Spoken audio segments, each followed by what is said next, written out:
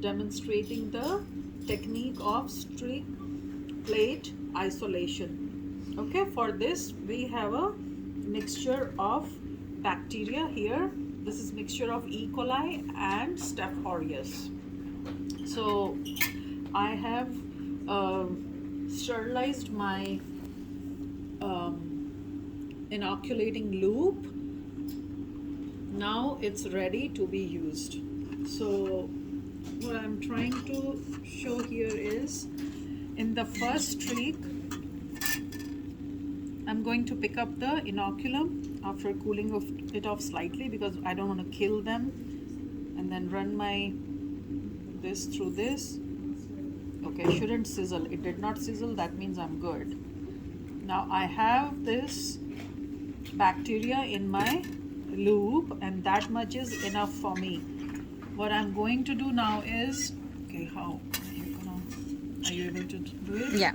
This, I'm going to streak in my first quadrant, going zigzag from left to right, left to right, left to right, making close spaces, not big gaps.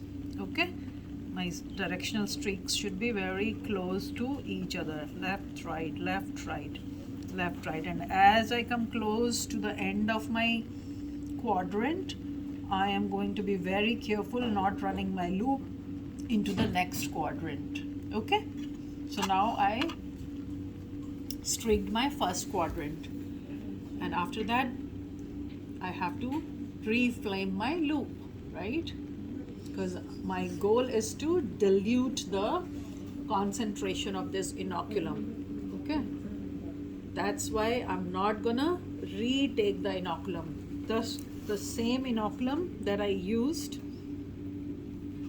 I'm going to dilute that. So this is my crossover zone here. I'm just gonna go once or twice, but not after that, and just remain in my second quadrant. Okay, again I'm ready to reflame my loop. Okay,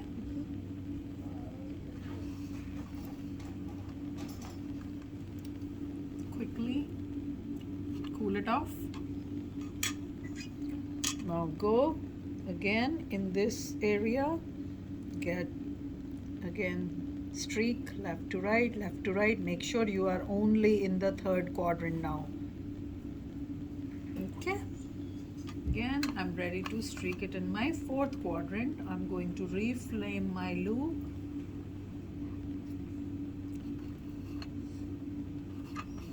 So now in the fourth quadrant, I'm just gonna take this and going to kind of spread it out so that I can get, without going into third quadrant or into the first quadrant. This fourth quadrant is where I should get individual isolated colonies of both the bacteria. So the goal of this experiment is to get isolated individual colonies from a mixture of bacteria. Okay, so our two bacteria, E. coli and Staph aureus, should be able to produce separate colonies